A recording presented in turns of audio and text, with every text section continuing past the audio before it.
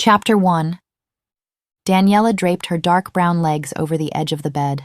The man behind her stirred. Another go. Alexander smirked as he thumbed a new condom. She cringed. Her stomach knotted, a deep weight settling within as her intuition flared to life. It demanded he leave.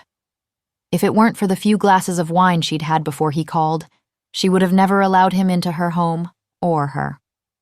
Daniella stepped away from the bed to retrieve her robe. "No, I've got to get ready for work." Alexander purred.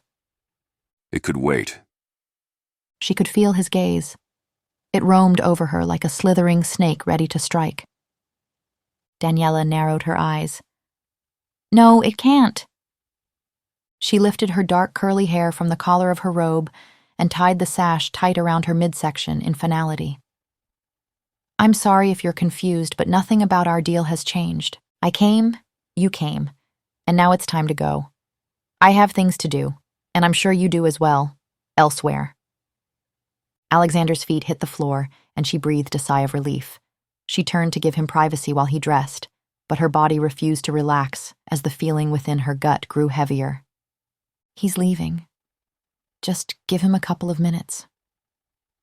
Daniella pressed the button to open the long pink and gold drapes covering her floor-to-ceiling windows. Her gaze settled on the breathtaking view from her penthouse floor, unobstructed by the surrounding New York skyscrapers. The soft rays of the sun were low against the horizon, but still magnificent in the way their rosy tints contrasted through the early morning blues. The scene almost calmed her, but then a noise shattered the serenity. Daniella turned and found Alexander behind her, still naked and much too close. She took a step back, and he took another forward, caging her against the glass. He smirked as he grabbed a hold of her chin, his lips hovering near her own. Now come on, Daniella. We both know you didn't mean no. She narrowed her eyes and quickly slapped his hand away, but before she could speak, he covered her mouth and pressed against her. Or do you just like it rough, pet? Her fight-or-flight response went into high gear, flooding her with adrenaline. Daniella opened her mouth and bit his hand, hard. Alexander chuckled at the pain as if it were nothing, but he pulled back just enough to give her an opening.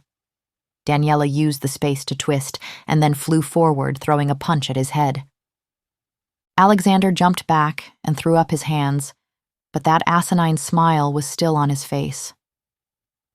All right, I'll go. No need to be so hasty. But just remember, I'm only here because you agreed to let me in. I don't know why you're playing hard to get now, when I was deep inside you not even 10 minutes ago.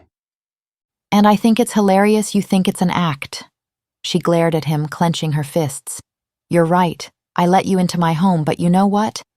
Everyone makes mistakes they wish they could take back. So, let me be perfectly clear, since you didn't understand the first 2 times. You have 2 choices. Either you leave my house willingly, or I will haul you out myself." He let out a low whistle and backed away, grabbing his clothes and shoes. Whatever you say, babe. Whatever you say. It wouldn't go away. The nagging, soul-wrenching feeling that something was wrong had buried itself deep in Daniella's gut. If she was being honest, the feeling had been there for the past 2 weeks, but it had never been this intense. Before, it was a whisper, something she could turn a blind eye to. It didn't worry her. It wasn't even a blight on her day. But today, everything felt drenched in the icky, sinking blackness. Even after her cup of coffee, warm bath, and meditative session, she still felt filthy. Perhaps the situation with Alexander had bothered her more than she'd realized. He'd never acted that way before. But today, Daniella shook her head. It didn't matter. She would never see or speak to him again, and if he tried anything, she could always rely on the guards in the lobby. Daniella blocked his number, and on her way out, she had a quick chat with both security guards. Under no circumstances was he to enter her floor or the building without her authorization. After confirming she was all right, they replied with a sincere, "Of course, Mrs. Mania." But despite that, the feeling remained, and if her intuition was right, she was in for a hell of a day. With a sigh, Daniella thanked the guards before she scurried out the door and set off to work.